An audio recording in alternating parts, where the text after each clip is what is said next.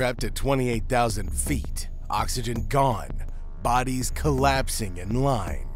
This is the most shocking way climbers die on Everest, and with rising crowds and melting ice, 2025 could become the deadliest season ever.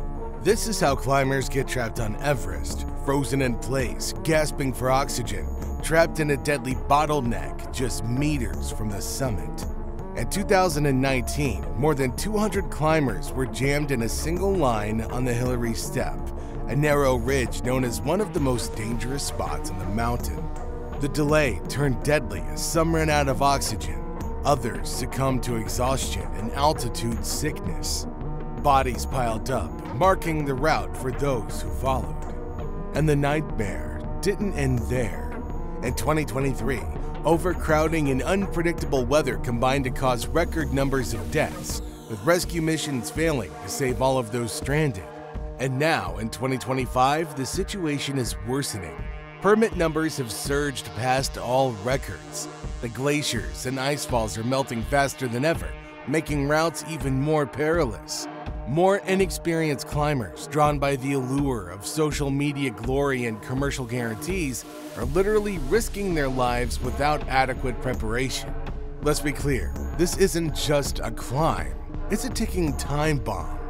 The ways in which climbers get trapped will leave anyone breathless, and the question looms, will 2025 become the deadliest year in Everest history?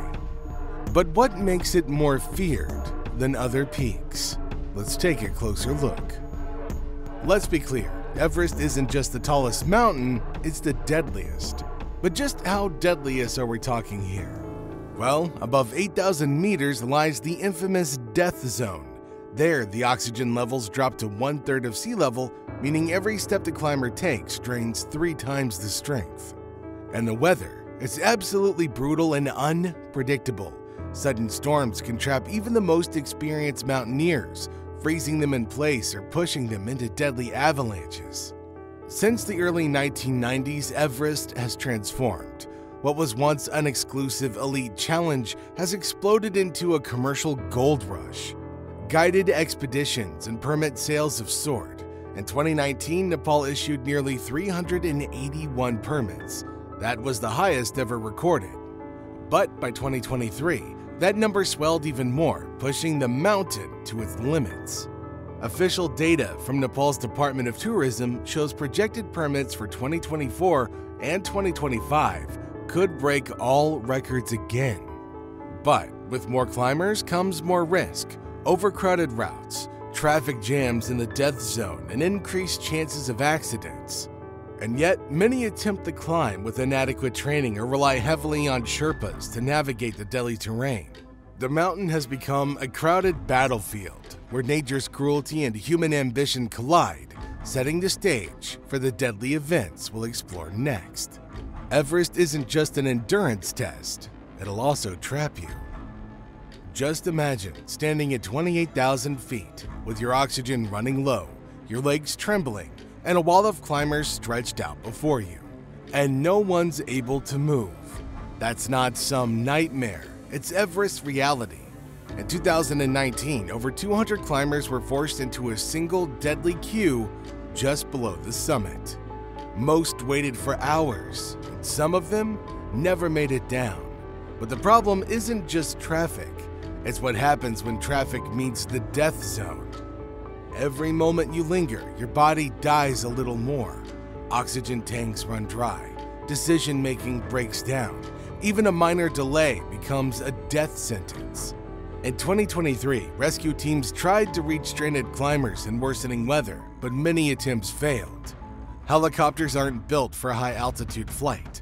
Throw in Everest's turbulent weather with low visibility, and a helicopter rescue would present itself as an additional death sentence. Every rescue is a gamble, which is why Sherpas often risk their lives in rescue attempts.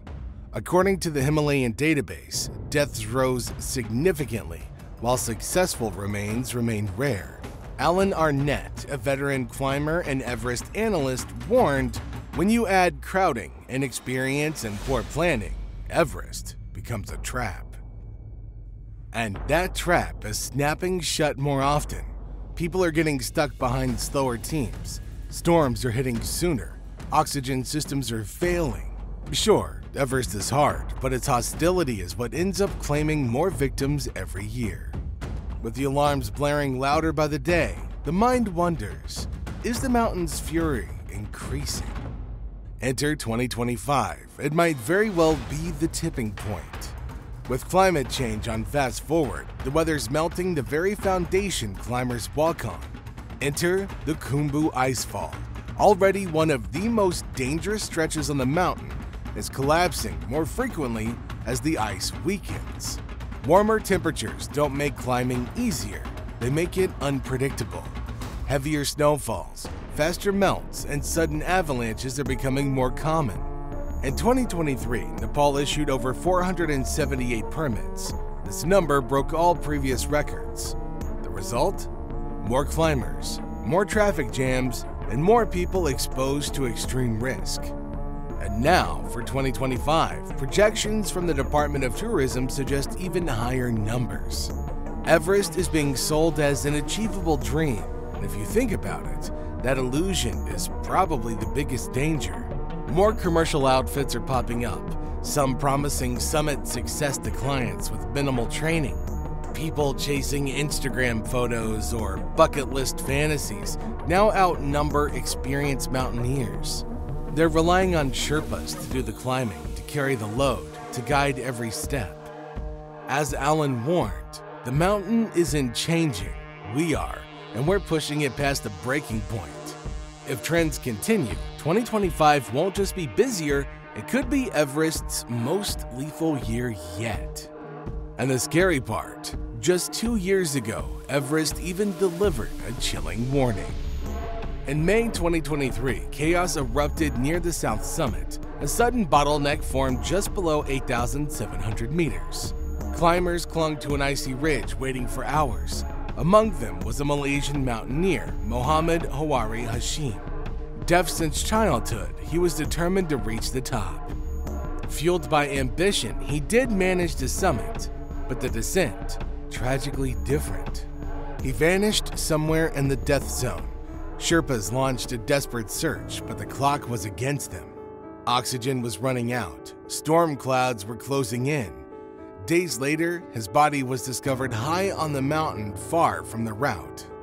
He'd likely collapsed from exhaustion or altitude sickness while trying to find his way down alone. And he wasn't the only one. That same week, several other climbers were claimed by Everest. Some due to altitude complications, others simply because they couldn't move fast enough through jammed lines of people.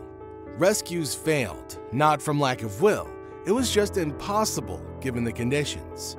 Several helicopters were forced to abort rescue missions. Their rotors simply failed to generate lift due to the thin air at that altitude. This wasn't a freak occurrence either, it was part of a growing pattern. Slow climbs, inadequate prep, unpredictable weather, and obviously Everest offers no mercy. In 2023 alone, at least 17 people died, and 2025 is shaping up to be even worse. And Everest's silence houses another dark reality. Behind every summit selfie you see is a dangerous truth, and a majority of the people are unaware of it. While climbers chase glory, it's the Sherpas who face the mountain's full wrath. Let's look at it objectively. For 99% of the climbers, this is a once-in-a-lifetime climb. If they make it back safely, it's a story they'll be telling their grandchildren about. But for Sherpas, it's a different story. They climb the death zone again and again. It's not even for records, just sheer survival. Fixing ropes, hauling oxygen, rescuing the stranded, Sherpa do it all. The worst part? There's very little recognition and immense risk. Many guides now voice concern that Everest has become a business, not a mountain. Commercial companies are under pressure to deliver success, even if it means leading underprepared clients into conditions they're not equipped to survive. That pressure trickles down to Sherpas, who are expected to perform miracles. Meanwhile, the ethical debate grows louder. Should Everest impose stricter rules? Should climbers prove their experience before getting a permit? Or will this be the deadliest year in Everest's history?